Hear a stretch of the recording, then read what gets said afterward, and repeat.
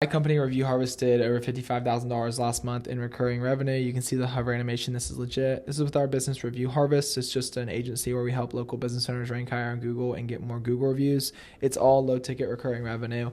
And today I'm just gonna tell you like the stuff that gurus don't tell you. And I feel like I've been bad about this in the past of making videos and like saying X, Y, and Z. The truth is that if you want to, I'm not saying this is the biggest number ever. Obviously like $57,000 a month. There's so many people doing bigger numbers. And if you include the money from this YouTube channel, I'm at about $100,000 or $105,000 a month right now in recurring revenue right now. Just the truth is that to hit like big numbers, especially when you're doing low ticket, like it just takes time, right? It takes like a lot of time and a lot of hard work of showing up and doing the things that you know that have worked in the past. The problem is that you don't always feel like doing the work, obviously. And especially in the beginning, like in the beginning when I was just trying to pay the bills, grow the business so I didn't have to get a job and all the required things, it's like you have that activation energy a lot of times to push through, but as soon as you get a little bit of success, it might happen at $10,000, $20,000 a month, whatever it is, it becomes really easy just to like coast and go through the motions because like you're making the money and there's not a lot of stuff you have to do if you just want to maintain a lot of the times.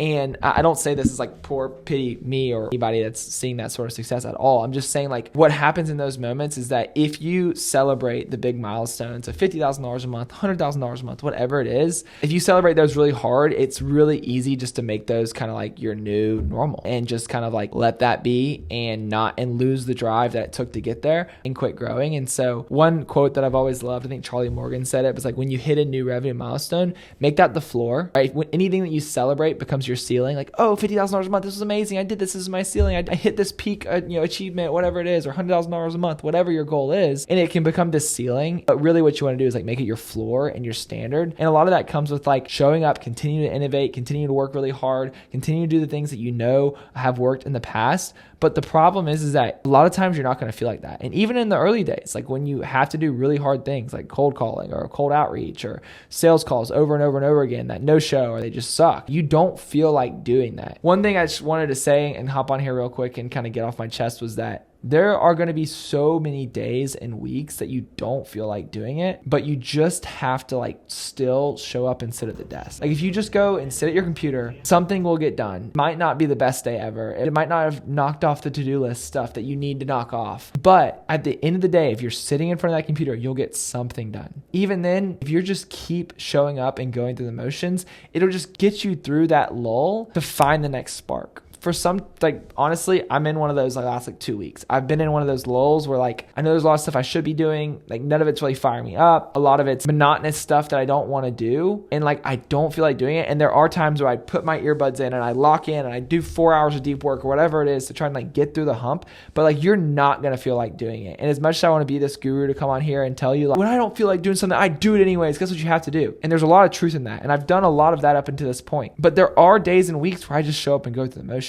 And that's better than nothing. Like I said, you have to be in business for a long time to hit big numbers, especially in the low ticket space. And when I say long time, I mean 6 months, a year, 2 years. There's gonna be moments where you don't want to do what you have to do. And if you just sit back and do nothing, then you're gonna miss the next opportunity for that spark, the next thing that fires you up, the next kind of groove you get into. One thing for me, for example, is that after I have a really fun week where we travel or I spend a lot of time with family or do something I really enjoy, I try to give myself a decent amount of grace like the next 2 days after that, because I'm just like not there. I'm not in like my locked in headspace. I'm not getting the deep work done. A lot of times I'm stuck in doing catch up work or whatever it is. And it's just doesn't feel productive, and it hurts and it feels like you're doing something wrong and it feels like you're not worthy, but it takes time of just like going back and sitting at the desk. Sam Ovens, obviously an amazing entrepreneur, co-founder of School, original founder of School as well. And like he talks about his productivity routine is just get to the desk, just wake up, get to the desk. And I think there's so much truth in that. If you just like keep showing up, eventually you'll get back in that groove of maybe feeling a little bit more like it. Watch this video. I watched a couple videos recently from gurus just like that sounds so out of touch. And I get it. And I've said the same stuff. It sounds so out of touch of like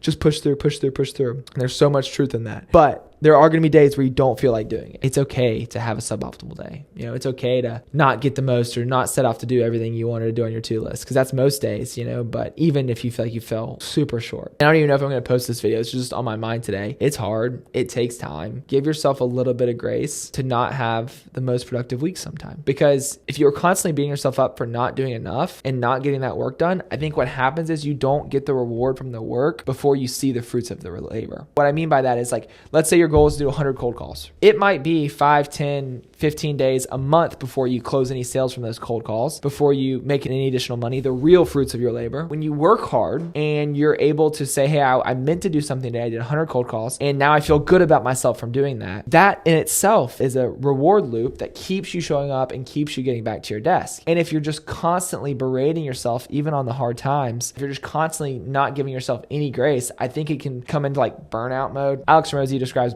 burnout as just like you're not being reinforced enough for what you're doing. And so sometimes you have to figure out your own reinforcement. For me, after I make these videos, some days when I don't feel like making videos, I'll go play pickleball for 2 hours because I'm like, yeah, I did something that I didn't want to do. And the last thing I'll close out with, and I know I'm just yapping now, I hope this is valuable to somebody, but the last thing I'll close out with is that when you don't want to do something, and this kind of like goes against everything I've said earlier, so I guess take everything I say with a grain of salt. When you don't want to do something and you do it anyway, that in itself is a muscle. Freaking smart face guy with the black hair, Huberman, I think he says like the cortex or something. Like you actually have a muscle in your brain pretty much that is saying like when you do something hard that you don't want to do, but you did it anyway, it strengthens that muscle. And so that's been another thing for me. It's like, I do have those times I do try to give myself grace, but if I can continue to show up and strengthen that muscle, if I didn't want to do it, did it anyways, because that's the type of person I am, right? If you can strengthen that muscle, it'll be really helpful with online business. And so I don't even know if I'll post this or not, but I hope it's helpful to somebody. I just had to get it off my chest because I think it can be, toxic's not the right word, but I think it can be so draining to hear all the gurus and everybody just say, work harder, work harder, work harder, work harder, work harder, and not express the fact that those people that are saying that have had the bad weeks, have had the low weeks, have had the weeks where they didn't get much done. It's hard to believe, and I'm sure he has less than others, but Alex Hormozi himself, I'm sure, has multiple days every month where he's like, you know what, didn't really do it today. Today wasn't it. And so don't forget that. I don't think as entrepreneurs that are really hungry, I don't think we'll ever feel like we're doing enough, but I think that is what makes us a great entrepreneur over a long enough time horizon. Because if you just keep kind of pushing the boundaries, you'll keep doing more. Hope this was helpful to somebody. If you enjoyed this, feel free to check out my other videos. Peace.